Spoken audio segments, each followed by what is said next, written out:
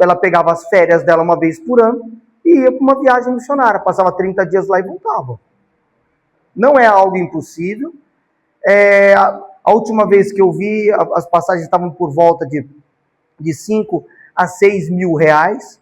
Daqui para junho dá para você se programar. Não é uma coisa assim impensável. Tá? E dá para você parcelar aí, talvez em 10 vezes, no cartão, na verdade. E aí dá para você pagar lá 600 reais por mês e você ter a sua experiência missionária. Como tem a base missionária, que eu estarei gerenciando lá, você não vai precisar gastar com hotel. Tem isso.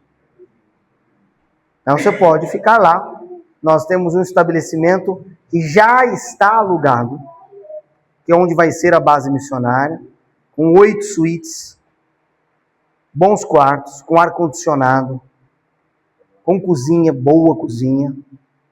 Então, o nosso objetivo é criar nessa base missionária uma rede segura. O que é uma rede segura? As pessoas poderem ter uma experiência missionária sem achar que do dia para a noite vai aparecer um cara lá do Estado Islâmico cortar a cabeça deles.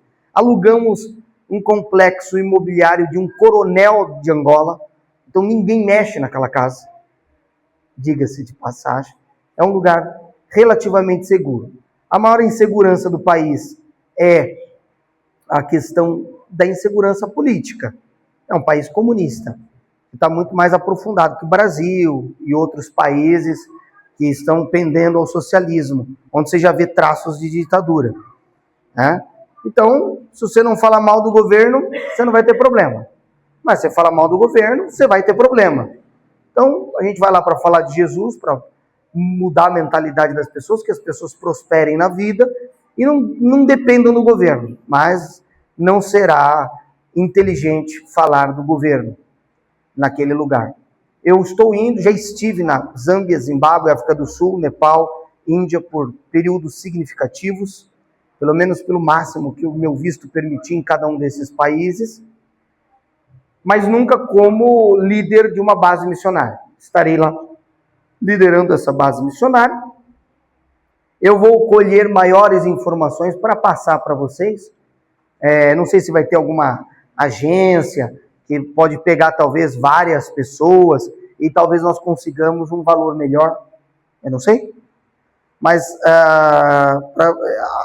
para início, vou eu e mais 4 pastores de frente da igreja Kingdom Church, em Arujá, que é a igreja que estará me enviando para lá. Eu conto com as orações e com todo o suporte que os irmãos já têm dado. Amém, queridos? Então, só atualizando, eu vou fazer um pequeno vídeo sobre esse assunto, quando eu tiver mais informações. Eu vou estar conversando essa semana, que eu estou ficando na casa do Rodrigo, o pastor presidente da Kingdom Church, e aí eu vou ver se eu consigo sentar com ele e conversar melhor. Tendo maiores informações, eu faço um vídeo e posto no Instagram, porque tem muita gente perguntando quando que eu vou sair, tal, porque eu tinha feito um primeiro vídeo falando que eu ia. E achava eu que eu ia até o final de fevereiro, mas eu vou em abril, 2 meses depois. Então, eu vou fazer mais um vídeo inteirando todas as pessoas de quando eu vou e tal, mas eu quero primeiro ter essas informações de como será essa viagem e esse grupo de pessoas que vai. Nunca tive uma experiência. Sua chance de ter.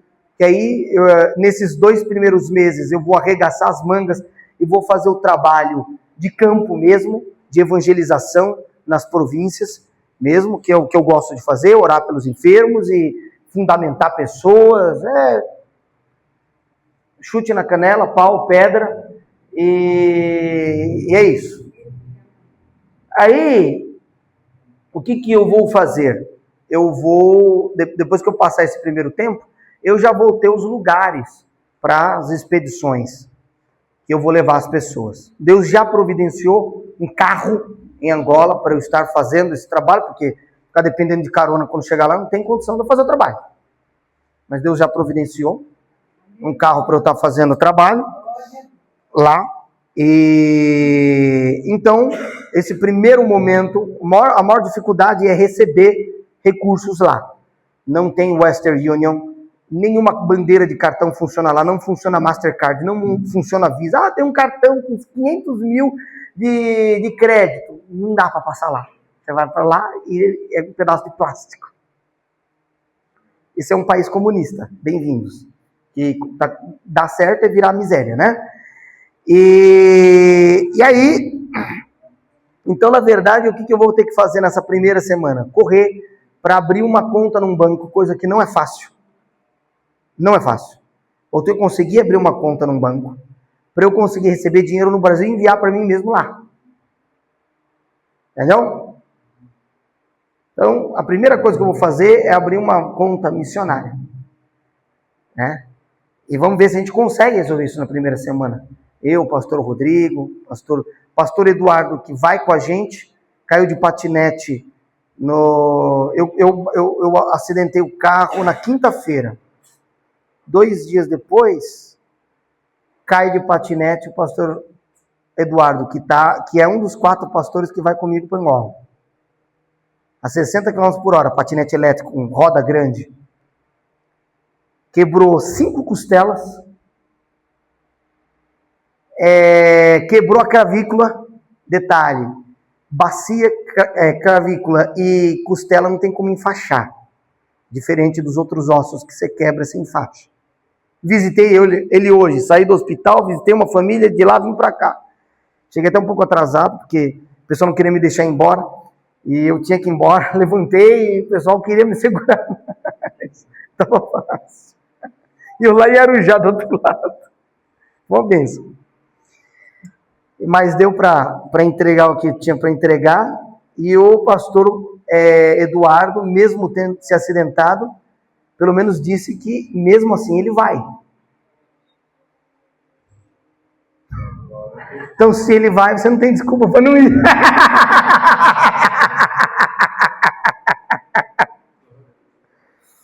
E nós vamos continuar orando para a recuperação dele ser rápida, né? Glória a Deus, queridos. Então, vamos para a palavra. Então, foi assim, foi uma sequência. Eu bati o carro no dia seguinte, o Maia, um irmão da igreja, rodou também, porque aquaplanou ali não acertamos nenhum carro, mas estava 110 km por hora. Deu perda total, já saiu a perda total do carro lá.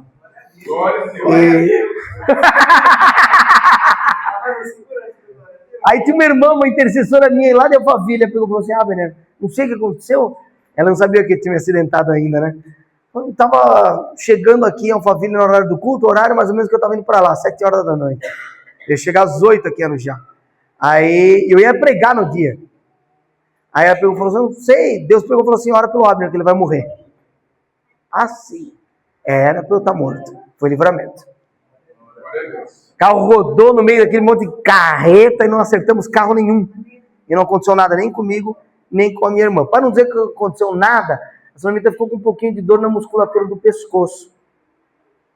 Um pouquinho de ela aí teve desculpa para receber um pouquinho de massagem, aquela coisa toda, né? E passou depois de 2 dias. Então, assim, foi o máximo que aconteceu. E no dia não sentiu nada, acordou no outro dia, acho que ficou tensa, né? Repuxou a musculatura. Eu acho que só eu levantei, porque eu estava com o banco deitado, estava fazendo muito mal. Acabei de encerrar um jejum no dia da conferência que fez o Benerim, eu entreguei meu jejum com 10 dias. Eu estava em jejum nesse dia. Então eu estava passando muito mal. Eu falei: Sulmita, vai dirigindo, porque eu quero ir deitado aqui. Aí deitei o banco do carro. A Sulamita tinha uma aula, e ali na hora da faculdade, na hora que estávamos no carro ali, enfim, o carro aquaplanou e eu só senti o carro fazendo assim. Quando fez assim, eu levantei. Nessa levantada que eu dei, só na hora de tomar banho que eu fiz assim, o dedo contra os dedos, eu senti a musculatura do meu pescoço, porque eu também não senti nada. Isso depois, no dia seguinte, né? Foi só. Aí depois aconteceu isso com o pastor Eduardo, eu dei graças a Deus, porque eles estavam sem capacete, sem nada. Nenhum dos dois, porque foi ele e o Maurício, ele bateu no patinete do Maurício, os dois caíram. 2 irmãos em Cristo, na mesma igreja. E eles não bateram a cabeça. Então, se tivesse acontecido o que aconteceu com a costela dele, com a cabeça dele, tinha morrido. E ele fez um corte profundo na cabeça, mas não deu traumatismo craniano, não deu nada. Nada. Eu falei, irmão, graças a Deus você é cabeça dura. Brinquei com ele, né? Aí, demos risada junto. Mas está bem. Em algumas semanas, aí, estará apto de novo para continuar. Muito querido pastor Eduardo, muito querido mesmo. E então aconteceu várias coisas assim. Aí alguns irmãos vão dizer, tá vendo, pastor? O levante do inimigo. O inimigo está furioso. Para de falar bobagem. O inimigo não tem poder nenhum. Carros aquaplano, pessoas andam a 60 km por hora sem nenhuma proteção, batem e coisas acontecem. Quem que é Deus nessa equação? O que estava lá livrando a gente das consequências das coisas que estavam acontecendo naturalmente. Se tudo de ruim que acontecer na sua vida você começar a colocar na conta do diabo, o diabo vai começar a aparecer para você. Você está colocando mais fé nele que fé em Jesus. E seu diabo é tão poderoso que ele é mais poderoso que Jesus. Jesus é um molequinho que fica no canto da sua casa, agachadinho, encolhidinho, e o diabo é um mastodonte, né? Para de falar bobagem. O diabo não tem esse poder. O diabo é um derrotado. Não dê poder ao diabo que ele não tem. Na hora que o carro começou a virar, sabe o que eu fiz? Graças eu te dou, Pai, que ninguém vai se machucar. Foi isso. Ah, Abner, seu coração acelerou? Não. Sua perna... não, ainda eu fiquei olhando para a cara da Sulamita, para ver se ela ia fazer cara de muito assustado, para dar risada da cara dela, porque eu não consigo ficar nervoso nessas horas, porque se eu morrer, eu morro olhando assim, analisando o ambiente, porque eu não consigo ficar nervoso. Nem acelerar o coração, não tem. Se você marcar minha pressão depois, 12/8. Eu sou assim. Carro andando em 2 rodas. Nossa, que interessante, a faixa amarela. Eu sou assim.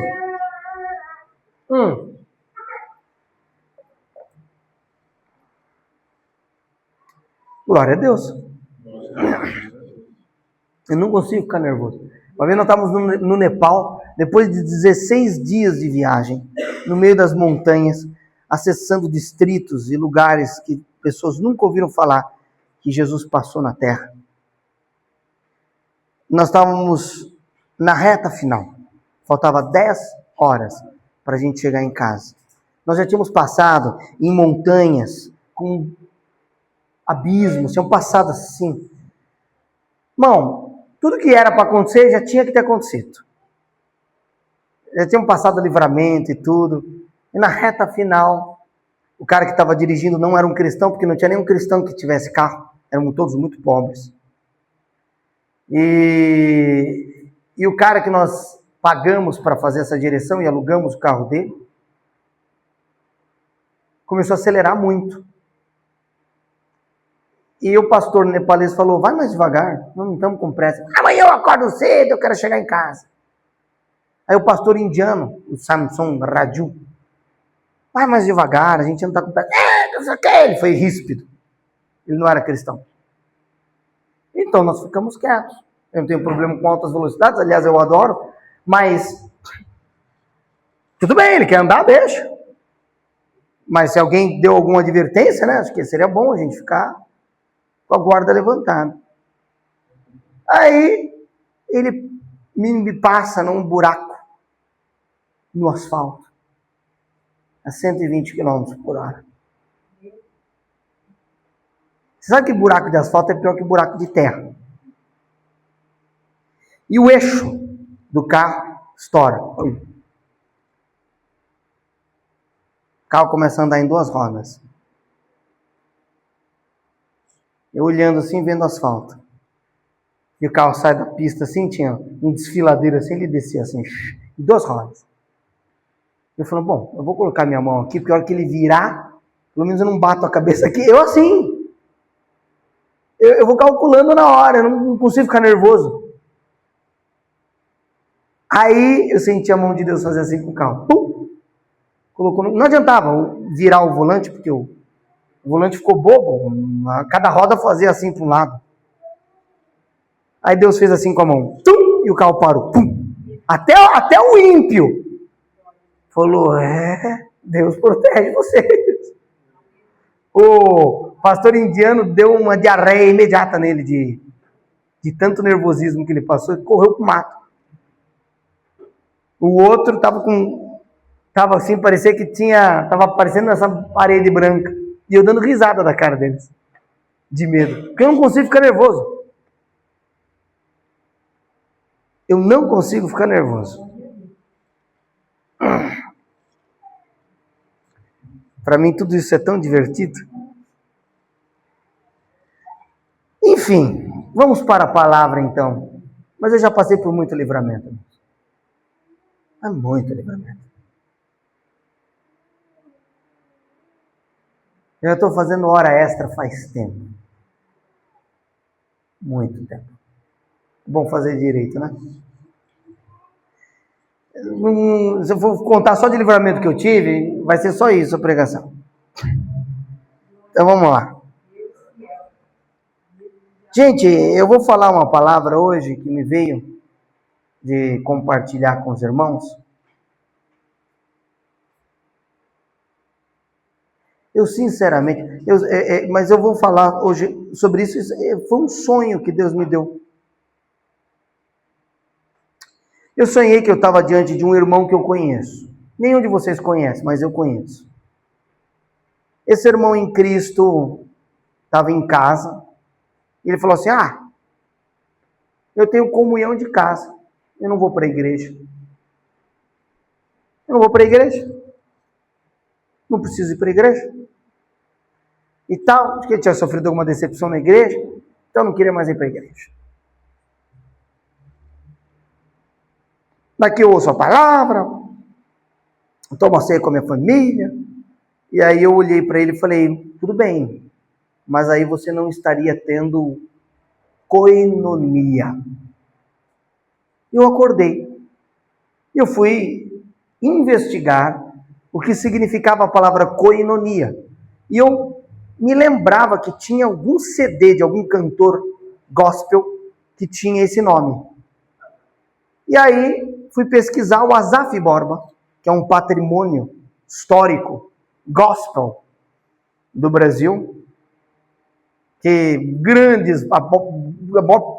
parte das músicas conhecidas do Brasil veio deste indivíduo, que é um grande homem de Deus, já esteve lá em casa, já esteve almoçando lá em casa.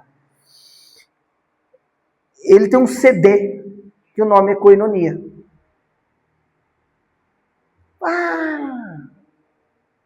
Koinonia. Aí fui estudar o termo koinonia.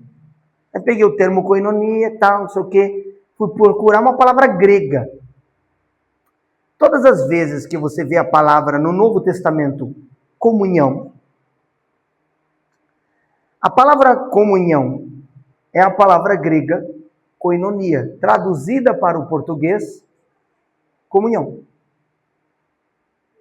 Então, se eu perguntar para você a definição de comunhão, a definição de comunhão para você provavelmente é algo totalmente diferente do que de fato significa a palavra koinonia. E depois que eu estudei esse assunto, é um assunto muito longo, que eu duvido que eu vou conseguir explanar tudo sobre esse assunto hoje. É quase que impossível, detalhadamente, falar tudo sobre esse termo, mas eu fiz um estudo meticuloso e aprofundado sobre este termo grego, koinonia. E a primeira coisa que eu quero que você entenda é que não existe uma comunhão sozinho. A comunhão, ela se entende a partir do momento em que se tem dois ou mais. É o princípio da família. A família é o princípio da comunhão. Porque você tem o pai, a mãe e a prole, onde 2 ou 3 estiverem reunidos. O princípio da igreja é a família. E uma igreja saudável é uma igreja onde as famílias são fortes. Uma igreja fraca é uma igreja cheia de famílias fragmentadas e destruídas. Isso é uma igreja fraca. porque é uma igreja que se esfacela facilmente. Então, para começo de conversa, a comunhão do corpo, essa é uma coisa que você vai ter muito na Bíblia, a comunhão do corpo de Cristo. Existem muitas formas que a palavra koinonia ela é aplicada. Por exemplo, eu vou dar um exemplo, eu vou ler alguns versículos bíblicos para você, que talvez de alguma maneira para você vai parecer que são desconexos. Tá bom? Coloca para mim Romanos capítulo 15, no versículo 26. Romanos 15, 26.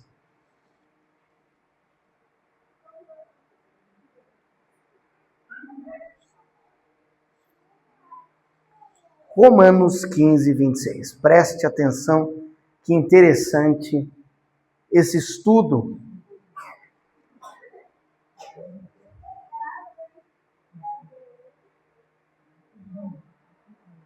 Porque pareceu bem a Macedônia e a Acaia fazerem uma coleta para os pobres, dentre os santos que estão em Jerusalém. Então, Paulo aqui está falando que o povo macedônio e da Acaia fizeram o quê? Uma coleta para os pobres. É isso o texto. Coloca para mim agora 1 Coríntios capítulo 1, versículo 9. 1 Coríntios capítulo 1, versículo 9.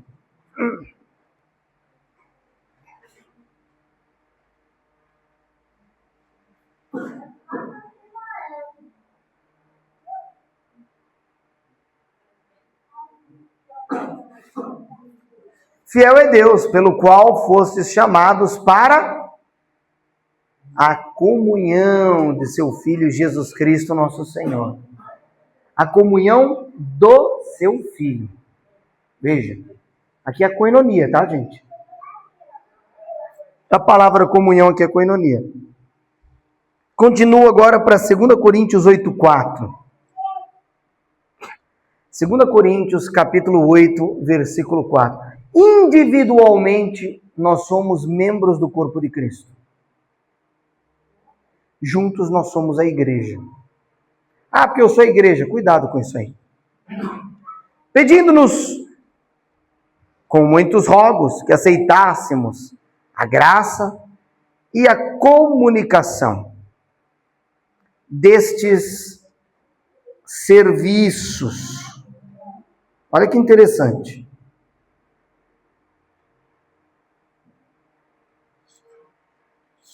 Desculpa, isso mesmo. Opa, calma aí. Só deixa eu acertar uma coisinha aqui.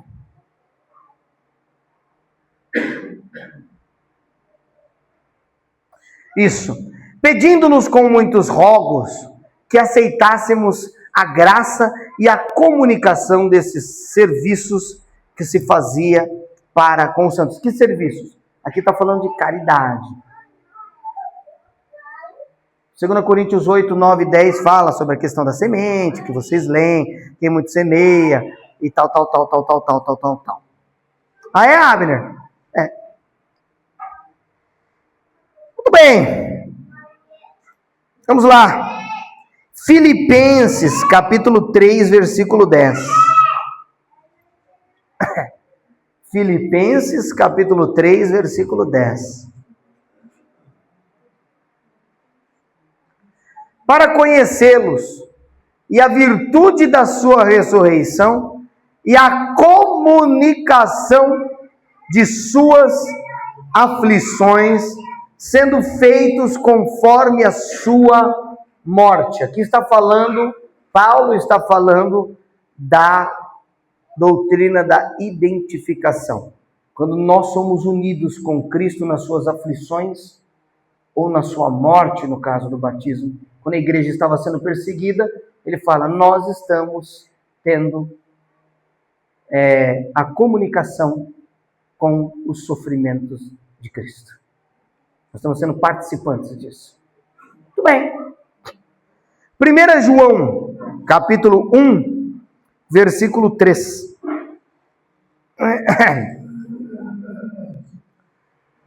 Que vimos e ouvimos, isso vos anunciamos para que também tenhais o quê? Comunhão conosco. E a nossa comunhão é com o Pai e com o seu Filho Jesus Cristo. Coloca o versículo 6 do mesmo capítulo para mim. A comunhão nossa como igreja é com o Pai e com o... Tem gente que diz que é um só. Como é que você vai ter comunhão com um e com o outro? Se são dois, são um. Mas tudo bem, não vou entrar na apologética. Coloca no verso 6 para mim. Se dissermos, se, você diz, temos comunhão com Ele e andarmos em trevas. O que é andar em trevas? É andar sem amor. É só olhar todo o contexto da carta de João. Eu não vou ler tudo que eu tenho que focar na comunhão, pelo amor de Deus. E andarmos em trevas, mentimos e não praticamos a verdade. Se você diz ter comunhão com Cristo e anda no ódio e não no amor de Deus, você está mentindo. Ponto. Ah, mas é chocante. É. Verso 7. Mas se andarmos na luz, como Ele na luz está, temos comunhão uns com os outros. E aqui indica adição. Se eu não tivesse comunhão, eu não teria o resto. Temos comunhão com os outros, portanto, e o sangue de Jesus Cristo, seu Filho, nos purifica de todo pecado. Quer dizer que a purificação dos pecados é uma consequência da comunhão com o corpo. Ah, eu não quero ter comunhão, vou ficar isolado em casa. Você vai, daqui a algum tempo você está viciado em pornografia lá, vendo porcaria, e os demônios estão tomando conta da sua casa. Aí depois vem ligar para algum pastor. Pastor, vem na minha casa. Filho, vem para a igreja você, traz sua casa, traz sua família. Cria vergonha na sua cara. Simples assim. Ah, melhor, o que todos esses textos que você leu têm em comum? Você leu uns textos que não tem nada a ver. Você leu um texto lá da coleta que se faz para os pobres.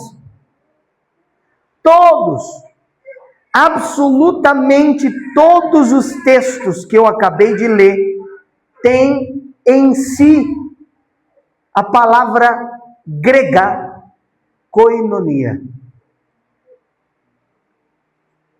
que não se traduz exclusivamente por comunhão.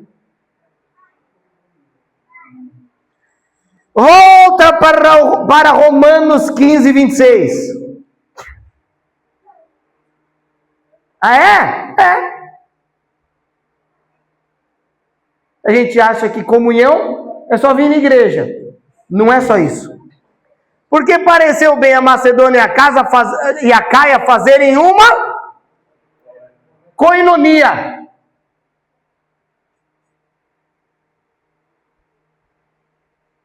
Ah, então está traduzido errado, adulterar a palavra de Deus. Não, você não conhece nada da língua grega e vem falar bobagem. Se você entendesse um pouquinho de grego, você não falaria idiotice. Ah, mas então o que significa a palavra koinonia? Vou ler para você no Léxico Strongs. Só para você ter ideia da profundidade dessa palavra.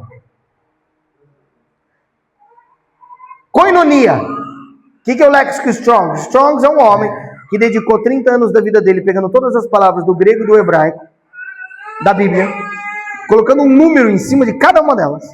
Todas as vezes que se repete tem o mesmo número. E trabalhando todas as raízes, toda a morfologia daquelas palavras, e toda a etimologia dessas palavras, e colocou, formando assim o léxico Strongs. 30 anos. Há 20 anos atrás, um pouco, custava $600. Hoje você baixa de graça na internet. Ah, não quero estudar a Bíblia. Tapa na sua orelha. Hoje tem tudo. Koinonia, olha só, fraternidade, associação, comunidade, comunhão, participação. O que é koinonia? Participação. Eu participo. Isso é uma maneira de koinonia. Participação conjunta. Relação. Parte que alguém tem em algo. Relação. Comunhão. Intimidade. Mão direita como sinal de cumprimento ou ofício apostólico.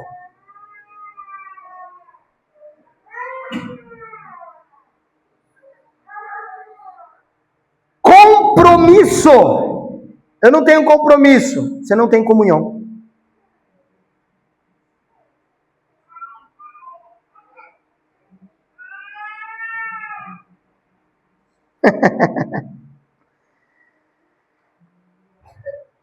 Cumprimento ou ofício apostólico. Agora veja só, próxima definição da palavra koinonia. Oferta. Não existe koinonia sem oferta.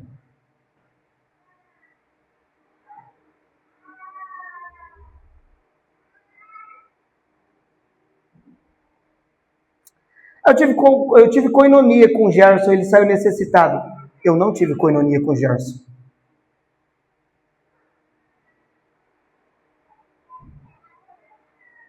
Pastor, isso é muito radical. Eu estou um pouco me importando, eu tenho que me ater ao que significa a palavra. Para você não ser enganado. Oferta dada por todos. Coleta. Contribuição que demonstra compromisso e prova de comunhão. Não existe comunhão sem oferta. Que sério, né? Por isso que ele falou, eles fizeram uma coleta aos pobres e traduziram muito bem por koinonia. Coleta. Está errado?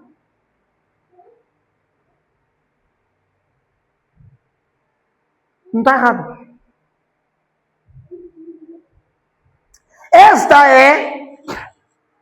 Esse é o significado da palavra comunhão. Eu fui ali ter uma comunhão. Houve oferta? Não. Então você não teve comunhão. Talvez você recebeu.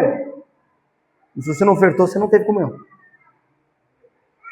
Sabia disso? Que interessante.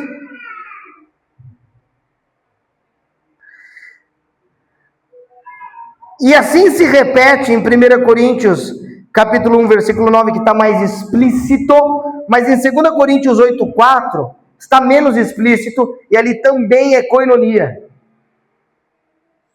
E a comunicação, vamos lá, pedindo-nos com muitos rogos que aceitássemos a graça e a koinonia desses serviços que se fazia para com os santos.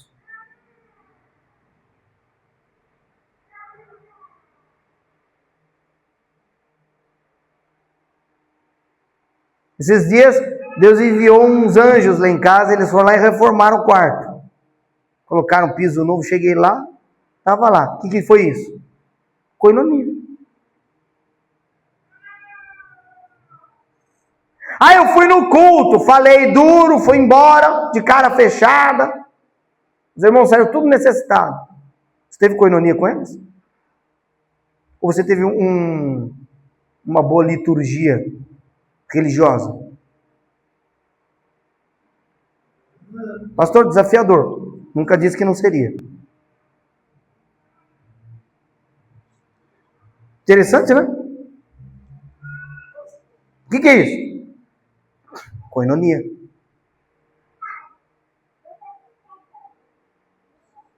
Interessante, muito forte isso aqui. Então, vamos um pouco mais longe. Koinonia. Você vai ter em Atos 2. Por exemplo, eu vou pular um pouco essa parte, mas assim, é que eu fiz vários tipos de koinonia aqui. Se eu for citar tudo, a gente não sai daqui hoje. Mas assim, tem a koinonia com os pobres, é a comunhão e a prática da ajuda aos menos afortunados. Tem a koinonia com Deus. Então eu estou falando do horizontal e do vertical. Porque ele fala, esta é a nossa comunhão com Deus e com seu Filho Jesus Cristo. Então existe a comunhão com eles. Koinonia de amizade é permanecer em convívio uns com os outros, baseado no conhecimento cristão mútuo. Considerai-vos uns aos outros superiores a si mesmo. Comunicai as vossas necessidades, por aí por diante. Koinonia no espírito. O indivíduo cristão vive em presença constante com o auxílio do Espírito Santo. Isso aqui são tópicos que eu escrevi. Koinonia na fé. O que é koinonia na fé? É quando existe um mesmo parecer.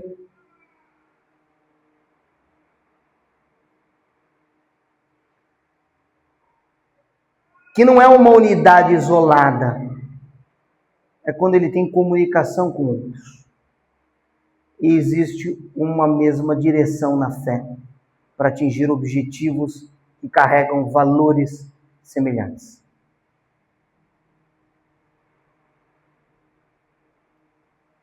Por exemplo, uma koinonia na fé pode mudar a nação brasileira. Não interessa se o cara é assembleiano, Congregação Cristã do Brasil, se o camarada é adventista. Se todo mundo orar junto pelo Brasil, o Brasil muda. Mas eu não concordo, eu não vou guardar o sábado. Não quero saber. Deixa o outro guardar o sábado. Mas você precisa orar pela sua nação. Se vocês puderem orar juntos, orem.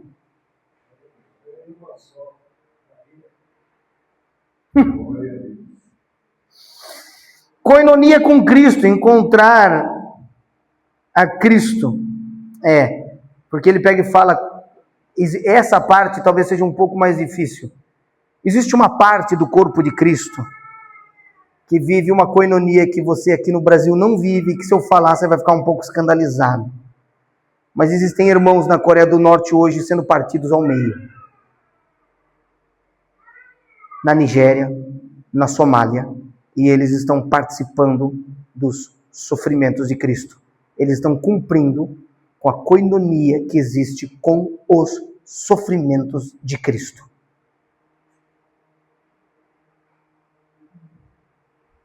Eles estão tendo comunhão com os sofrimentos de Cristo.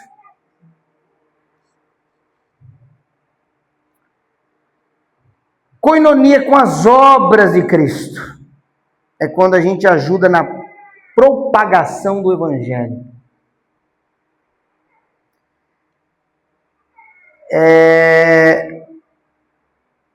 Muito bom, vamos lá. Romanos 12:10. Aqui eu vou falar dessas koinonias todas citadas acima. Romanos 12:10. Veja que texto lindo. Amai-vos cordialmente uns aos outros com amor fraternal, preferindo-vos em honra uns aos outros. Não com desonra, com honra. Esta é a koinonia da amizade, da fraternidade. A fraternidade é uma dos significados da palavra, o amor fraterno. Muito bem. Às vezes também até mesmo usada na maçonaria, né? Tem nada a ver com o que nós estamos lendo aqui, mas não tem nenhuma relação com isso. Alguém pode ouvir e achar que eu estou usando o termo deles, né? Mas está na Bíblia antes deles inventarem. Gálatas 5:13. Servir uns aos outros em amor. Isso é koinonia. Porque vós, irmãos, fostes chamados à liberdade. Não useis, então, da liberdade para dar ocasião à carne, mas servi-vos uns aos outros. A palavra uns aos outros geralmente está sendo, se você procurar uns aos outros na concordância exaustiva do seu celular, você com certeza vai achar a maior parte dos versículos que se referem à koinonia e ao trato que você deve ter com o próximo. Isso é koinonia. Isso aqui é koinonia. Servir uns aos outros em amor. Interessante. Romanos 15:7. Aceitar um ao outro. Deixa eu te dizer, nem todo mundo é igual. E nem todo mundo tem que ter o mesmo dom para parecer espiritual. E você não pode obrigar todo mundo a ser igual. Porque se o corpo for feito só de mão, imagina uma mão gigante andando, você ia assustar, né? Portanto, recebei-vos uns aos outros, como também Cristo nos recebeu para a glória de Deus. Você imagina Jesus receber e falar assim, antes de você chegar, vai se limpar. Meu amigo, Jesus te abraçou quando você estava cheio de carrapato, cheio de tudo que você pode imaginar. Ele te recebeu do jeito que você era, mas a comunhão com Cristo te transformou. E nós devemos receber as pessoas como Cristo nos recebeu para a glória do Pai. Você sabe qual que é o maior cargo que existe dentro da igreja? Sabe qual que é o ápice? A diaconia. Quando Jesus fala, eu não vim para ser servido, mas para servir, Jesus está dizendo, agora eu vou traduzir para o grego, eu não vim para receber diaconia, mas para ser diácono.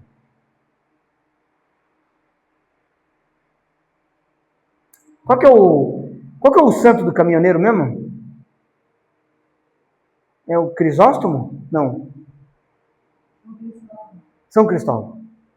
Você foi católica? Olha aí, você sabe. São Cristóvão, esse mesmo. São Cristóvão era um soldado romano. E o que ele sabia fazer como um soldado bem treinado? Matar. E ele viu um milagre de Cristo, sobrenatural, e se converteu. E ele conseguiu chegar perto de um dos discípulos de Cristo, eu não me lembro qual, se não me engano foi Pedro que ele conseguiu alcançar. Ele perguntou, porque como ele era um soldado de elite, ele procurava ser o melhor. Ele tinha uma disciplina muito, sabe, a disciplina militar ela é muito clara. Né? Não dá margem a erros. Ele agarrou o discípulo e falou, o que eu preciso fazer para ser o maior cristão do mundo? Ele falou, sirva. E a única maneira que ele podia servir, ele falou, mas como é que eu vou servir? Eu só sei usar a espada. Aí tinha um rio. E as pessoas, quando atravessavam aquele rio, eram levadas pela correnteza, algumas morriam. Ele falou, a maneira de eu servir vai se atravessar essas pessoas, porque ele era muito forte. Então ele atravessava as pessoas para elas não morrerem mais. Por isso que ele é o santo caminhoneiro, porque ele atravessava as pessoas. Transportava pessoas. O que ele aprendeu? Ele aprendeu a maior virtude cristã. Servir.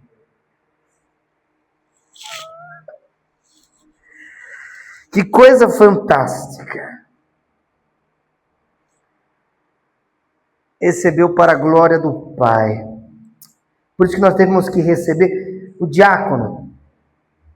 Ele pode receber as pessoas de uma maneira que as pessoas nunca mais vão embora.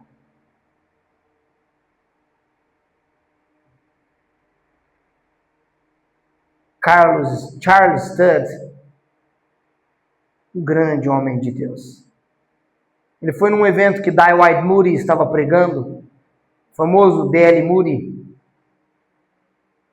Ele chegou, viu que estava tudo lotado, virou as costas e falou, vou embora. Só que tinha um diácono. Preparado. Onde é que o senhor está indo? Não, está cheio. Você é visitante? Sou. Eu reservei um lugar para você. Não tinha reservado coisa nenhuma. Chegou lá na frente, tinha um irmão que não ia se ofender, que era maduro, né? Esse irmão aqui, ó, estava guardando lugar para você. Senta aqui. Se converteu. Até hoje existe um Instituto Muri. Foi financiado por Charles Studd. Tinha um hipódromo no jardim dele. Ele era muito rico. E ele vendeu tudo e ofertou 100% para o reino. Foi missionário na China, na Índia. Quando ele estava com 54 anos, na Europa, ele viu, precisa-se de missionários. Aí ele falou, Deus, não tem idade. E Deus falou, você está duvidando de mim? Moisés tinha 80 quando foi chamado. Aí ele... E tudo que ele foi perguntando, Deus foi respondendo. Aí ele entrou e deu o nome dele. 54 anos. E foi para a África. Para os lugares onde os brancos nunca tinham chegado, onde tinham tribos antropófagas. Fez missão. Ganhou os antropófagos para Jesus. Não foi comido porque eles achavam que se comessem um branco eles iam ser amaldiçoados. E antes de morrer, traduziu a Bíblia inteira para uma língua não catalogada que ele aprendeu na marra.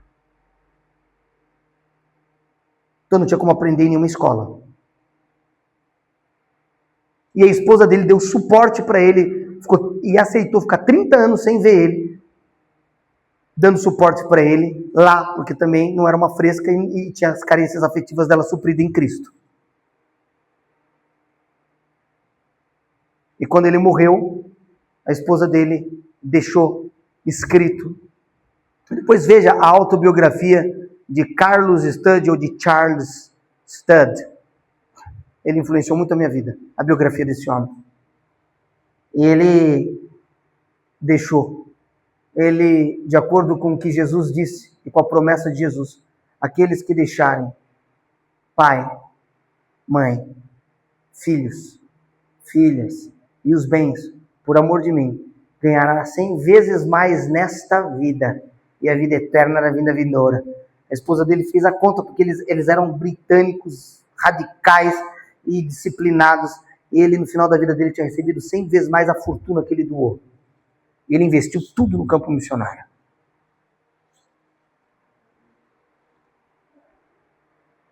Que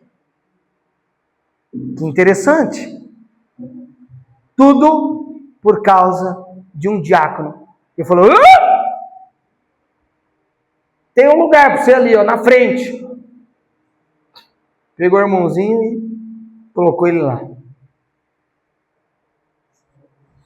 Está tudo na conta desse diácono. Não chegar lá no céu. Só não sabe.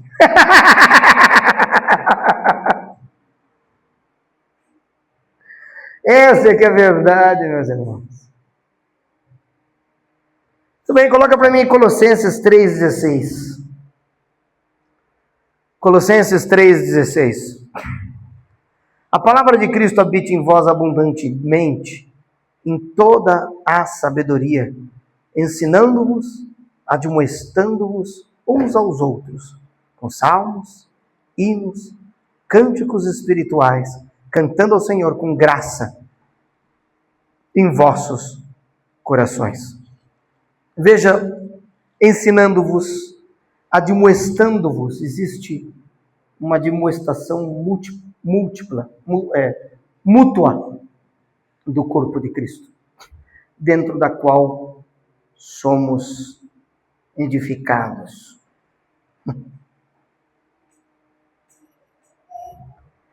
Isso é koinonia com o corpo de Cristo. Muito bem. 1 Tessalonicenses 5, 11. 1 Tessalonicenses 5, 11.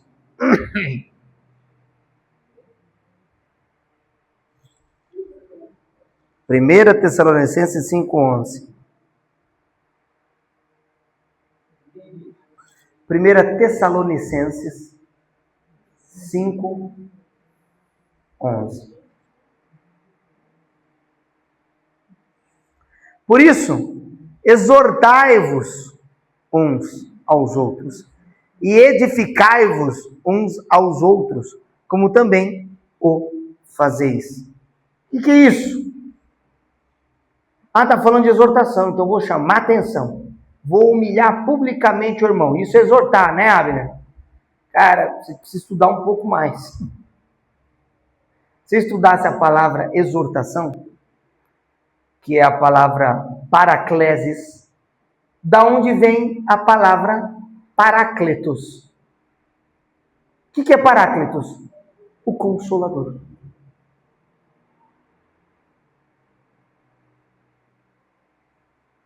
O Espírito Santo, o Consolador, o Paráclitos, que o Pai enviará em meu nome, este vos ensinará todas as coisas. João 14. Agora veja, a palavra exortação, que é paraclesis, ela é, sim, uma admoestação, porém, ela significa encorajamento, encorajar. Eu vou dar um exemplo de admoestação e de humilhação que as pessoas acham que é admoestação, ou que as pessoas acham que é exortação. Então, por exemplo, você pega o seu filho mentindo. Alguém tem algum filho que nunca mentiu na vida? Não, né? Seu pai já te pegou mentindo, você já mentiu, e o seu filho também. Aí você pega o seu filho mentindo para você. Aí você olha para ele, seu mentiroso filho do inferno. Você é um estúpido religioso e está sendo usado pelo diabo, pelo inferno, e está fazendo coral com o demônio no lago de fogo. Por quê? Essa é a vocação dele em Cristo? Deus chamou ele para ser um mentiroso? Em Cristo. Quem que Deus chamou toda a humanidade para ser? Coloca para mim Efésios, capítulo 1, no versículo 4. Vou mostrar? Eu não vou abordar muito sobre esse assunto, que é muito longo. Exato, né? Como também nos elegeu nele, em Cristo, tá, gente? Antes da fundação do mundo, para que fôssemos o quê? Santos, irrepreensíveis diante dele em amor. Agora coloca para mim 2 Coríntios 5,16. Isso. 2 Coríntios. Assim que daqui por diante a ninguém conhecemos segundo a carne. O que é conhecer uma pessoa segundo a carne? Você tem a sua identidade segundo a carne. Tem muito defeito nessa identidade. Mas quem Deus chamou você para ser e quem você é em Cristo? Ainda que você não se comunique com isso. Efésios 1,4. Santo, justo e irrepreensível diante de Deus em amor. Quando você chega para o seu filho e fala, você é um mentiroso, você está falando, esta é a sua identidade. É isso que o diabo está falando para todo cristão 24 horas. Você é um prostituto, Se você se convencer disso, o diabo já te venceu, ainda que você esteja na igreja dando glória. Agora, quem Deus diz que você é o tempo todo no seu ouvido e às vezes você está insensível para escutar?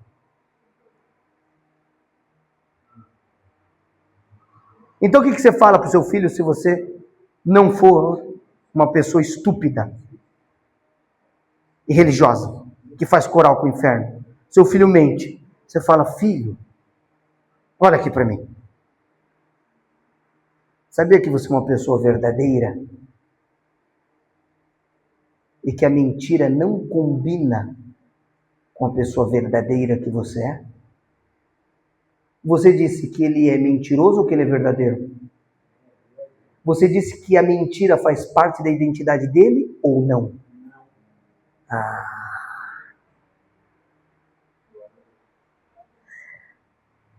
Quando nós lemos exortação, é encorajar. O camarada pisou na bola, se prostituiu. Você é um prostituto. Irmão, você é um santo. A prostituição não tem nada a ver com você. Acorda! Você está encorajando ele dentro de quem Deus diz que ele é. Isso é exortação saudável. Isso não é humilhação. Tem gente que acha que pela vergonha ou pelo medo vai adequar o comportamento das pessoas e até consegue, mas não existe transformação verdadeira. Isso é farisaísmo do século XXI. Tem gente que adora meter medo em cima de pregação, em cima das pessoas. Eu odeio isso. Vamos lá. Koinonia também é viver em harmonia uns com os outros, dentro do corpo de Cristo. 1 Pedro 3,8. 1 Pedro 3,8.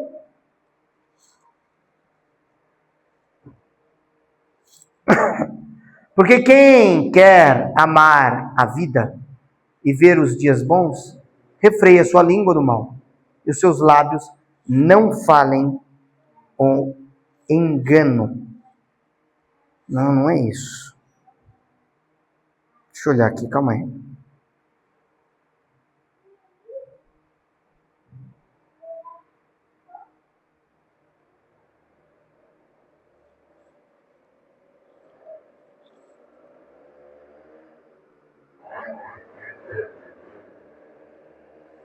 É 1 Pedro 3,8 que está aí. Coloca a revista atualizada para mim. A CF muda alguns versículos de posição. Almeida Corrigida Fiel. Finalmente, tá vendo? Finalmente, sede todos de igual ânimo. Compadecidos fraternalmente, amigos, misericordiosos, humildes. Verso 9. Versículo seguinte. Não pagando mal por mal, ou injúria por injúria, antes pelo contrário, bem dizendo, pois para isto mesmo fostes chamados, a fim de receberdes bênção por herança. Gente, para que você foi chamado? A fim de receber bênção, porque é sua herança. Você é filho de Deus. Você é co-herdeiro de Cristo e herdeiro de Deus por Cristo. Você vai conseguir isso reclamando? Se todo mundo for de um mesmo ânimo, você vai começar a acessar suas bênçãos. Coisa linda. Koinonia. Interessantíssima. Ah, tá. Efésios 4:32. Perdoar faz parte da koinonia. Ah, eu não vou perdoar, tá faltando amor no seu coração. Não quero. Não quer? Vai para o inferno. Ah, você está me ameaçando? Uma das poucas coisas que Jesus fala, que vai para o inferno, se não fizer, é perdoar. Não quero perdoar, vai para o inferno. E Deus não vai te perdoar se você não perdoar. Não vou. Tá bom, então, vai para o inferno. Me deixa em paz. Vou pregar para outra pessoa, o terrorista do outro lado do mundo vai se converter e vai perdoar, e você vai ficar preso no seu não perdão. Me deixa em paz. Antes, sede uns para com os outros benignos, compassivos, perdoando-vos uns aos outros, como também Deus em Cristo vos perdoou. Qual a medida do perdão que você tem que ter para com o seu próximo? A mesma medida que Deus teve para com a humanidade inteira.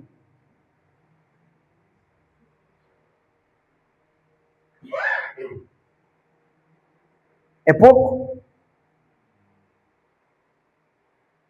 De novo, perdoando-vos uns aos outros, koinonia. Volta e meia, acontece algum engasgo, acontece algum desencontro. Você vai se ofender com a pessoa agora? Não, olha, não vou ter mais comunhão com ela? Não. Você vai continuar tendo. Sim ou não? Tá. Hebreus 10:24. Quando um ao outro estimula o outro a fazer o bem. Nunca o contrário. Isso é koinonia. Consideremos-nos também uns aos outros para nos estimularmos ao amor e às boas obras. Toda vez que tiver alguém, deixa eu te dizer uma coisa. Toda vez que alguém estiver te estimulando a não perdoar, a não amar e a não fazer o que é bom, esta pessoa está sendo usada pelo inferno. Ah, mas é um irmão que é uma bênção da igreja, é profeta. Está endemoniado. Jesus, por muito menos, chamou Pedro de Satanás. Ai, pastor, eu estou para reconciliar com a minha esposa, mandaram eu separar. Essa pessoa que mandou separar está sendo usada por Deus ou pelo diabo?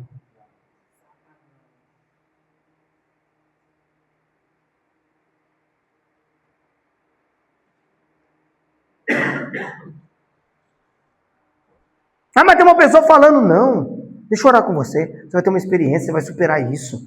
Vamos orar pela sua esposa. Tem entendimento? Vem aqui, ajoelha. Vamos orar. Ora comigo. Deus vai resolver essa situação. Deus é Deus de causas impossíveis. Essa pessoa está sendo usada pelo Espírito de Deus? Deus é aliança. Isso é uma régua. E tem uma turma que gosta de fazer umas amizades que só uma misericórdia. 1 Pedro 1,22. Amor uns para com os outros. Você sabia que a hospitalidade é um mandamento cristão? Receber bem as pessoas na sua casa.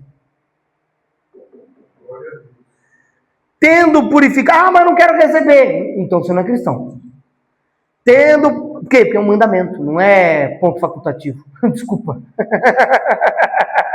Que nem falar, não quero amar nem perdoar. Você não é cristão, você pode ser macumbeiro, você pode ser o raio que parta, cristão você não pode ser. Tendo purificado as vossas almas pela obediência à verdade, tendo em vista o amor fraternal, não fingindo, amai-vos de coração, uns aos outros, ardentemente. É de coração, não é da boca para fora. Não é falsidade. Sentado comigo um dia na mesa, outro dia falando mal de mim em outra. Isso não é comunhão. Comunhão. Amor fraternal não fingido. Quer dizer que o amor fraternal também pode ser fingido. Ah, tá. Desgraçada, tá mais magra que eu. Quase que seca o vestido. Quase que pega fogo. É o demônio. 1 Pedro 4,9.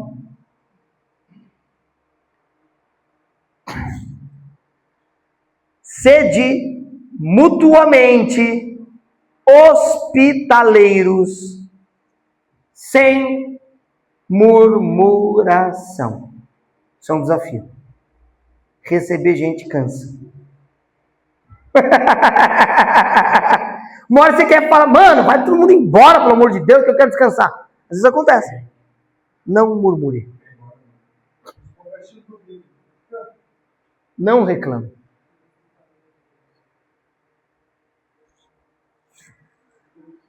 Isso aqui é o quê? Coenonia da hospitalidade. Isso aqui é um mandamento. Sede hospitaleiros. Acabou, não tem pra onde correr, gente. Ah, então significa que eu vou colocar qualquer mau elemento dentro da minha casa? Cuidado. Em nome da hospitalidade, você pode fazer bobagem. Estude bem. Teve um pastor que era cheio de amor, que era conhecido do meu avô. Pegou um transeunte no meio da rua, levou para dentro da casa dele, enfiou no quarto dos filhos e o cara abusou das filhas. Um retardado mental. Esquentar as orelhas dele com a minha mão.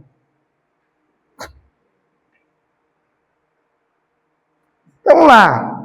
Relacionamento, envolver-se, ter comunhão com alguém ao ponto de aprender um com o outro, compartilhar experiência, adquirir amizades, interagir socialmente. Isso é coinonia, gente. Dentro do casamento existe coinonia. Ordenança de Deus, aliança, união entre homem e uma mulher, com o objetivo de gerar filhos, união conjugal, ligação, enlace, matrimônio, parceria, participação íntima, tornar ter os mesmos privilégios e responsabilidades.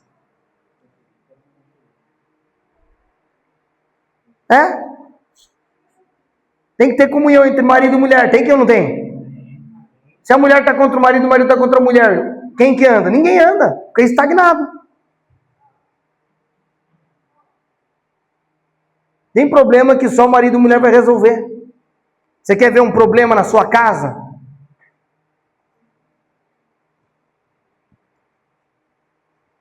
É quando a mãe começa a compartilhar com os filhos os problemas que ela tem com o pai.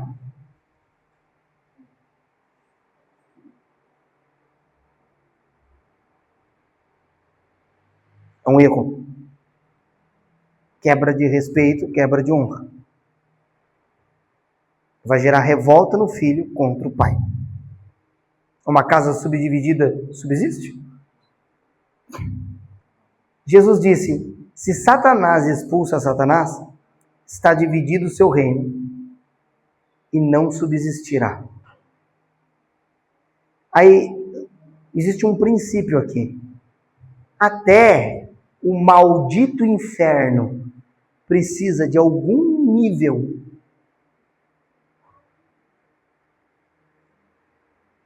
de união para funcionar, porque nem o inferno dividido funciona. Por isso que o comunismo não dá certo nem no inferno, porque divide para conquistar.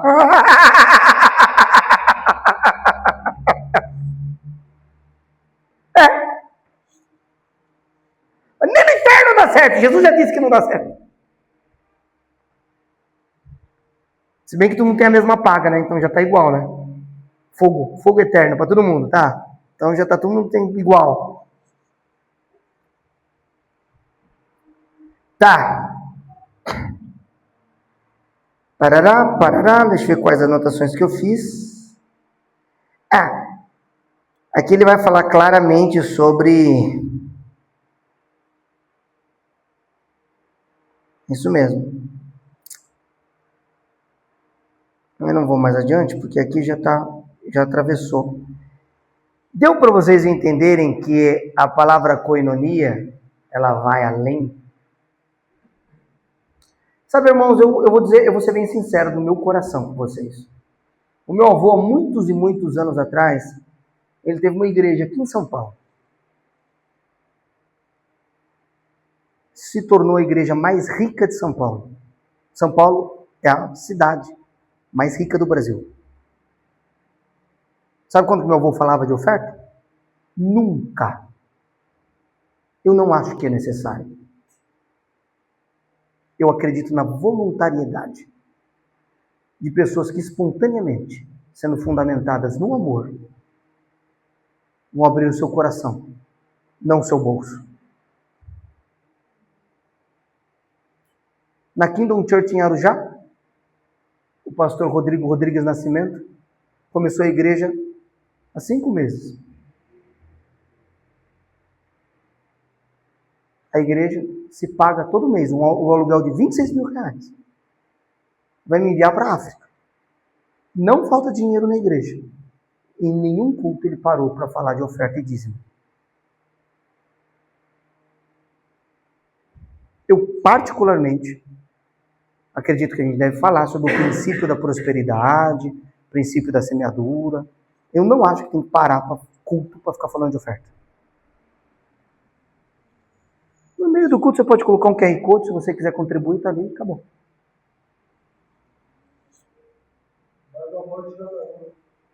Eu não quero ofertar. Você é abençoado do mesmo jeito. O migrador não vai chegar na sua casa. Não. Por quê? Porque Jesus se fez maldição por nós. A maldição era para o pecador, que desobedecia a lei. Deuteronômio 28, 15. Jesus se fez maldição por nós para nos livrar da maldição da... Então, se você transgredir, a maldição pode chegar em você? Não, porque Jesus se fez maldição no seu lugar. Então, mesmo se você pecar, a maldição não tem direito de chegar em você, porque é por causa da obra de Cristo. Agora, se você tem mais fé na maldição do que em Cristo, aí pela sua fé ela vai se materializar de alguma maneira. Não porque ela tenha direito. Agora, se a pessoa entender só o princípio da koinonia, ela vai entender pro resto da vida dela que ela precisa ofertar, porque não existe comunhão sem oferta. Sabe o que existe? Porque a minha igreja não oferta. Tem pessoas que não entenderam o amor de Deus. Não adianta falar de oferta e ameaçar elas com alguma palavra que vai colocar medo no coração delas para elas ofertarem pelo medo. Porque Paulo vai dizer que não é por necessidade nem por medo.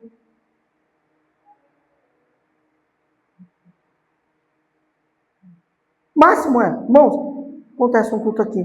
Alguém gostaria de contribuir? Sinta-se à vontade. Tem aí o QR Code, a maquininha de cartão fica ali o tempo todo, só para a pessoa saber que tem, evidentemente, né? Se quiser, tem um gasofilaço ali no canto, você pode levantar no meio do culto, colocar a hora que você quiser, sentiu no seu coração, se levanta e coloca. E se você não quiser ofertar, você vai abençoado para sua casa. E um dia, Deus vai tocar o seu coração. E você vai querer decidir ser liberal. Para mim é simples assim, tá, gente? Simples. Desse jeito. Ofende alguns, outros acham um absurdo, mas eu creio dessa maneira. Eu creio dessa maneira. E digo mais. Mais de 50% de tudo que eu recebi, até hoje, eu ofertei. Teve uma época que beirou 80% de tudo. 80%. Eu não sou uma pessoa rica. Em todos os lugares em missões que eu fui, eu deixei uma oferta. Em todos os lugares eu deixei uma oferta. Eu acredito. Dei 100% várias vezes na minha vida. Perdi a conta. Assim, tá tudo. Ficar com zero. Zerar. Ofertar tudo. Tem várias vezes. E posso dizer uma coisa? Deus é fiel.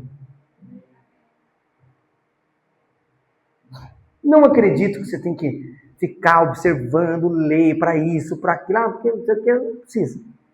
Abra o seu coração. Se o amor de Deus entrar, você não vai ficar preso a porcentagens. Mas é um princípio, porque não sei o quê, porque Abraão, antes da lei... Tá, mas deixa eu dizer uma coisa para você. Se eu estabelecer o dízimo como princípio, e digamos que o Eric está recebendo R$1 milhão por mês, já estou profetizando. Qual que é o dízimo dele? 100 mil. Que dificuldade viver com 900 por mês, né? Nossa! Uma dificuldade viver com 900 mil por mês, não é verdade? Uma dificuldade, não sei onde é que eu vou me colocar. Aí você tem um irmãozinho na igreja, recebe R$2.000 por mês. Qual que é o dízimo dele? Saiu do leite da criança? Saiu da condução? A mesma proporção faz com que um dê do que sobra e o outro dê do que falta.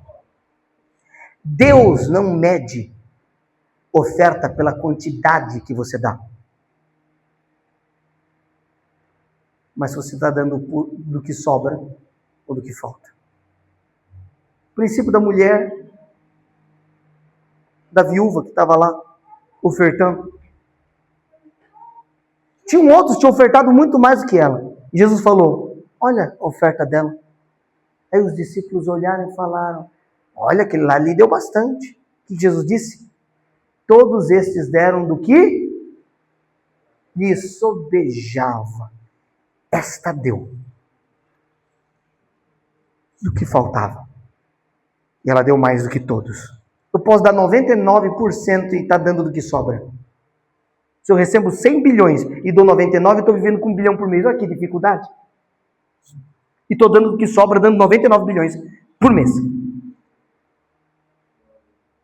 Esqueça a maldita porcentagem. Está entendendo o que eu estou dizendo? Esqueça a maldita porcentagem. E abra o seu coração. Só isso. Fica fazendo continha. Deus odeia. Aliás, na antiga aliança, o povo de Israel era proibido de contar, fazer censo do povo. Exatamente para quando chegasse um inimigo poderoso, não ficar fazendo, eu tenho 80 mil soldados, ele tem 300 mil, não vou guerrear. Para não ter chance, para ter incredulidade, demônio maldito.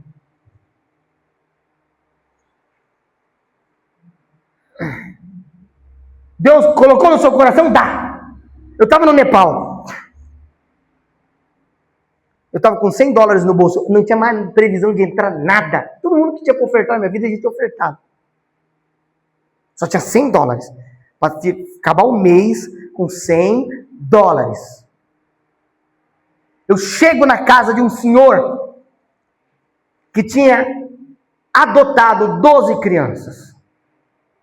Ele sustentava, era um pastor, e os 8 filhos pastores dele, que viveu perseguição. Esse homem sustentava essas 12 crianças na enxada. E Deus falou, tira os $100 e dá para ele. E por um instante, eu dei vazão à maldita e demoníaca razão. E eu questionei, vai faltar?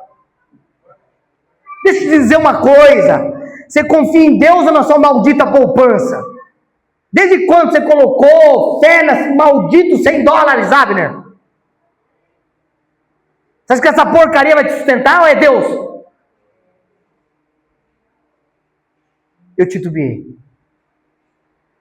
Aí eu tirei uma foto com ele, com todas as crianças, mandei no grupo. Mandei para minha mãe mandou no grupo da turma que estava. Eu saio. Quando eu estou saindo, vem uma mensagem, olha, teve uma irmã que viu a foto. Deus falou o coração dela e ela quer enviar $100 para esse homem. Mas foi uma facada e um tapa na cara. Deus falou, é? Pois eu envio lá do Brasil. Seu sombó, boca aberta. É? Não vai fazer? Eu me arrependi. Voltei no dia seguinte, que era longe. Dei o 100 dela e dei o 100 meu. E não faltou.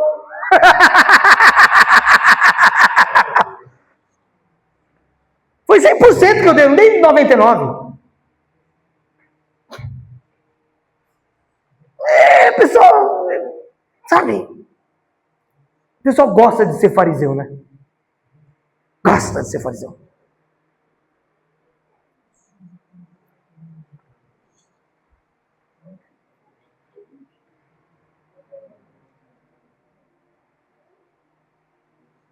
Quem vai além do que pode pelo reino de Deus, recebe mais do que precisa. Do reino de Deus. Para finalizar, acho que já deu para entender bem a coinonia, né? Filipenses 4:19. E vamos finalizar.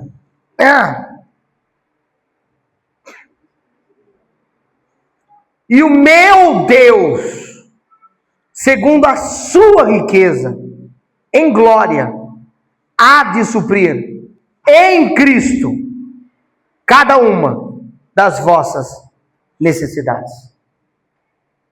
Qual que é o contexto? Dinheiro e oferta. Pode ler em casa.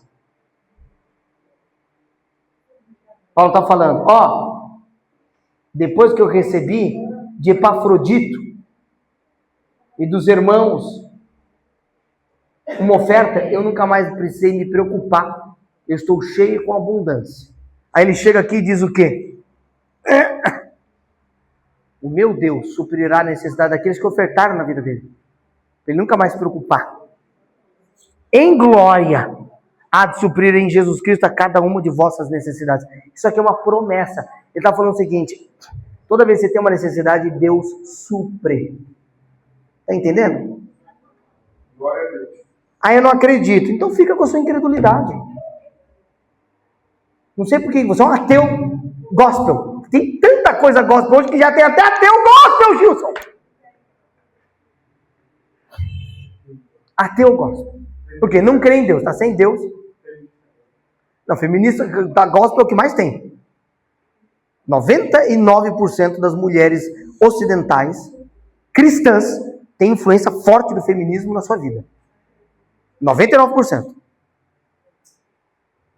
E precisam de abandonar esses princípios. Errados. 99%. Não vou falar disso hoje, que já estamos terminando. Um dia eu vou falar só sobre esse assunto. Aí eu venho com material grande. E o feminismo, vocês acham que destruíram as mulheres? Desculpe, destruiu muito mais os homens do que as mulheres. Os homens foram muito mais destruídos pelo feminismo do que as mulheres. Essa é a verdade. Todo mundo. Tem um monte de mulheres que criticam o feminismo, são feministas inconscientes. Sabia disso? A maior parte.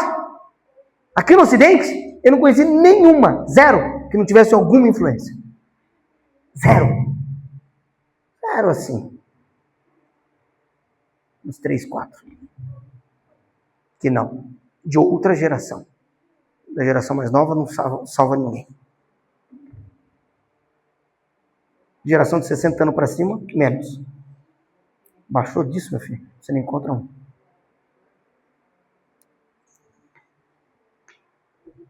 Não tem nada a ver com direitos iguais, tem nada a ver com dignificação da mulher, tem nada a ver com nada disso. Feminismo. Nada. É a ideologia mais destruidora que existe. Mais genocida que existe. O nazismo conseguiu produzir na Segunda Guerra Mundial inteira, não estou falando só de 7 milhões de judeus que morreram, que foram queimados vivos, que foram colocados em campos de concentração, em câmaras de gás. Não estou falando só desses, não. Eu estou falando, vamos somar todas as mortes e todos que se envolveram na guerra. Japão, só a Rússia perdeu 29 milhões de soldados, porque foram ondas humanas, né? Rússia, na verdade União Soviética na época, com Stalin, somando todos os lados, todas as mortes, de 1939, quando começou a Segunda Guerra Mundial, a 1945, quando terminou, somando as duas bombas de Hiroshima e Nagasaki, soma-se 55 milhões de mortes em todos esses anos. Quem que você acha?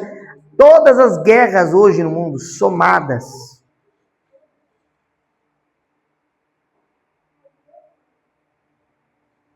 todas as guerras somadas do mundo hoje, mais todas as enfermidades genéticas, infecciosas, virológicas do mundo somadas, mais câncer, tudo somado, todas as guerras, não mata. Não mata o que mulheres matam e assassinam em um ano. São 55 milhões de abortos só em 2019. Um ano. Mulheres convencidas dessa ideologia matam mais do que Hitler de 1939 a 45 em um ano. Matam mais que todas as guerras que os homens com bomba, míssil, submarino nuclear, o Trump na guerra lá no Irã, todos juntos, somados, não matam que as mulheres matam em um ano, só em aborto, no mundo inteiro. Dessensibilizadas por essa ideologia, que é a ideologia mais genocida da história da humanidade. Tem nada mais genocida que isso. Nem o comunismo é mais genocida que isso. E olha que o comunismo matou 70 milhões com Stalin, 90 milhões com Mao Tse-tung para ser estabelecido na China, Stalin para estabelecer na Rússia, fora os outros.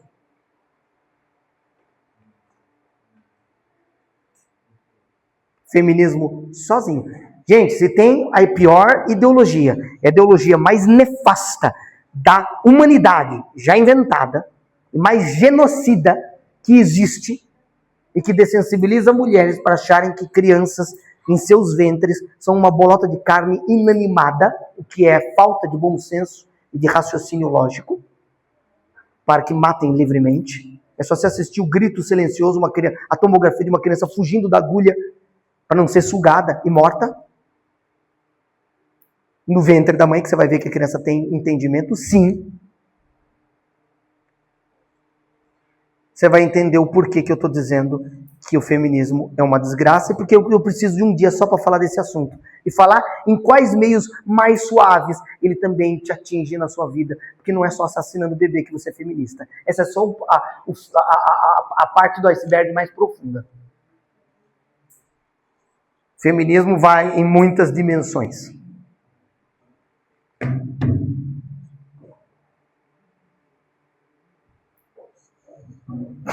Se tem um assunto que eu já estudei, é isso, tá?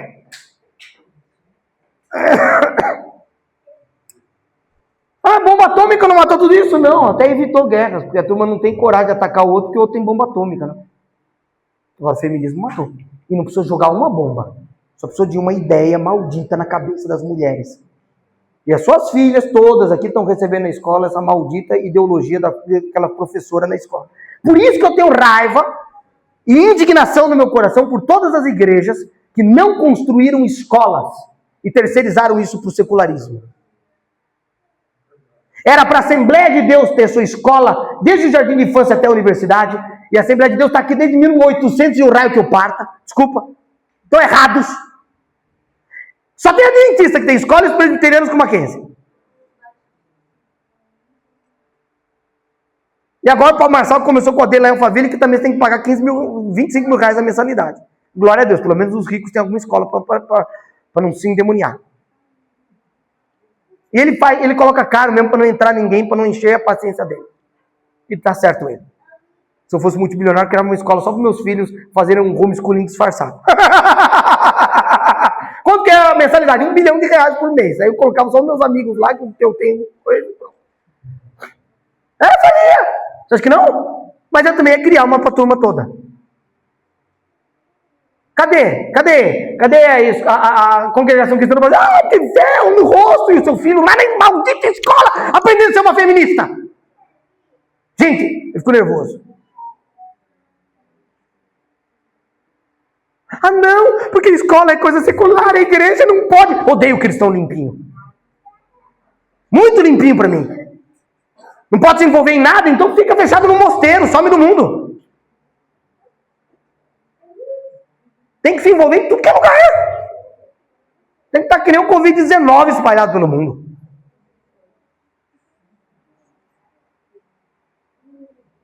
Cadê? Pelo menos o Egir Macedo comprou uma rede de televisão que faz até novela cristã. Mas cadê a escola da Universal? Cadê a escola lá do outro, lá Cadê a escola do Davi Miranda?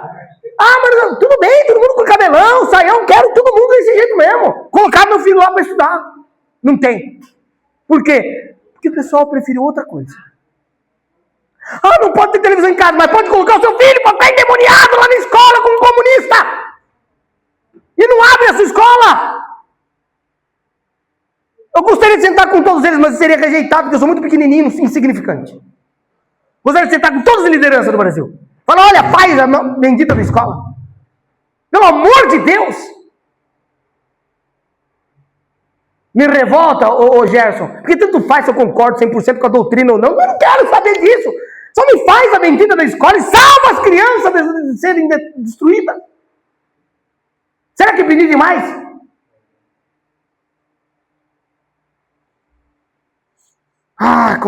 Gente, é de rasgar as vestes. É de rasgar as vestes. Me diga que eu estou errado. Estou inventando história da carochinha. E de fato a televisão é uma desgraça. Meus pais me deram educação com tela zero. Eu dou graças a Deus. Não sei nem quem é o apresentador hoje da Globo. Não sei ninguém. Eu dou graças a Deus pelos meus pais. Mas e aí? Eles não tinham como fazer escola. Não, meu avô fez uma escola dessa. Ele dividiu a igreja. Olha que coisa fantástica. Eles ficaram de olho nos prédios. Mas o meu avô fez a escolinha chamada CRE, Escola Confessional, só para a turma da IEFA estudar lá. Que era a Igreja Evangélica do Fundamento Apostólico. Foi feita pela minha prima em 2º grau. Então meu avô fez isso naquela época. Então meu avô se preocupava com esse tipo de coisa.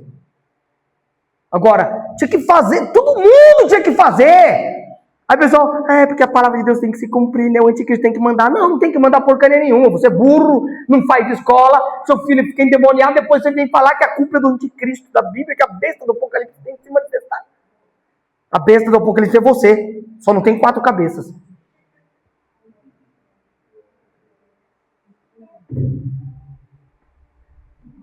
Olha, às vezes eu fico revoltado com as coisas, viu? Eu penso assim, vamos terminar. Porque já desvirtuei o assunto, e aí eu ia falar de coinonia, depois eu fui pro feminismo, agora eu estou falando de escola, já estou revoltado. Mas já ficou a advertência. Se alguém escutar e colocar em prática o que eu estou falando, eu já estou feliz, irmão. Espero que todo mundo aqui fique trilionário, sabe?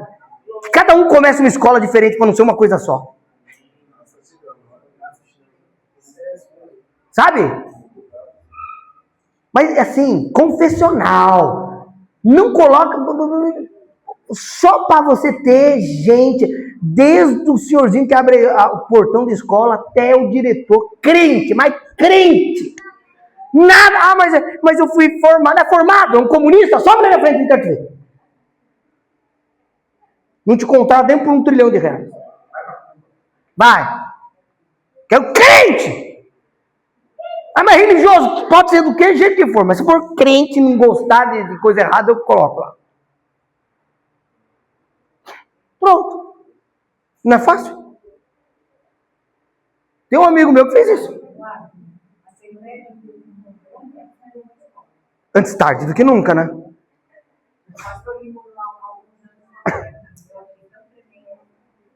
E aqui em São Paulo, a gente só tem asilo.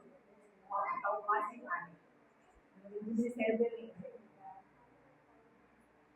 É tão escondido que ninguém sabe. Pelo menos a escola adventista tem tudo que é canto. O pessoal fica procurando. Não era. A Assembleia tem em toda a cidade do Brasil. Era para ter escola em toda a cidade do Brasil. Não estou falando lá em Rondônia. Rondônia, eu vou viajar para Rondônia agora? Tá vendo? Dá para fazer. Mas é outra visão do mundo. E vai saber se os rondonenses também não são comunistas. Só falta o pastor dela ser comunista e ter feito uma escolinha lá. Acho que não. Espero que não, em nome de Jesus. Porque, gente, vocês vão parar para pensar que nós não temos que só pensar na nossa salvação, que nós temos que pensar na próxima geração? Ah, mas Jesus vai voltar, então não vou pensar. E se não voltar, o que você vai deixar para a próxima geração, seu irresponsável? Você tem que trabalhar como se ele nunca fosse voltar. E como se você tivesse a obrigação de preparar a geração que vai ver ele voltar. E se a próxima geração não for ver ele voltar, tem que trabalhar como se fosse a próxima. Que teve um monte de crente que vendeu tudo, entregou na mão dos ímpios e falou: Jesus vai voltar. E Jesus não voltou e está essa desgraça. Ah, porque o secular. Ah, não, porque é coisa do mundo. Olha aí, vende pro cara ruim. O George Paul Lehman, dono da Antártica, comprou uma rede de escolas cristãs. Cara, eu quase saí teletransportado. Eu quase que saí teletransportado. Tinha versículo bíblico em todos os banheiros. Eu entrei, eu vi. Me levaram para ver. O cara comprou toda a rede de escola, pagou não sei quanto. Aí aposentou o crentezinho, que não vai deixar nenhum legado, mas vai ter dinheirinho para ele. Estava se estabelecendo no Brasil inteiro. E o cara, um globalista, que é a favor de ideologia de gênero. Não vou falar mais nada. Eu me revolto quando o cara estabelece tudo, vem um globalista, vai lá e compra e vende.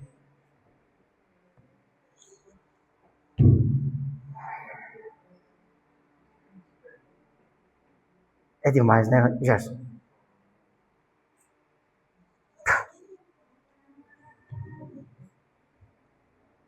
Muito bem. Coloque-se de pé, vamos orar. E medite bastante na palavra da koinonia. Em nome de Jesus, Jesus vai prosperar vocês. E vocês vão fazer escolas, vão fazer tudo isso e muito mais. Tenho certeza. Não é possível que eu vou morrer sem ver o negócio acontecer. Ah, não vou. Não sei por onde que a coisa vai acontecer, mas vai acontecer. Por que só os endemoniados que podem ser espertos, Eric? Só porque só os crentes têm que ser burro, besta. Boca aberta, babão. Não dá. Em nome de Jesus não vai mais ser assim. Vão ser inteligentes. Técnica de domínio. Rádios, tomando escolas, universidades. Prospera, Jesus. Senhor, nós estamos entendendo a profundidade do que é a comunhão, do que é a koinonia. Fala com os teus filhos. Prospera os teus filhos. Eu quero ver projetos sobrenaturais surgindo. Em nome de Jesus, Pai. Em nome de Jesus. Graças te damos, Pai. Teu é o poder, a glória e a honra, Jesus. Para todo sempre. Amém, Jesus. Amém. Glória a Deus.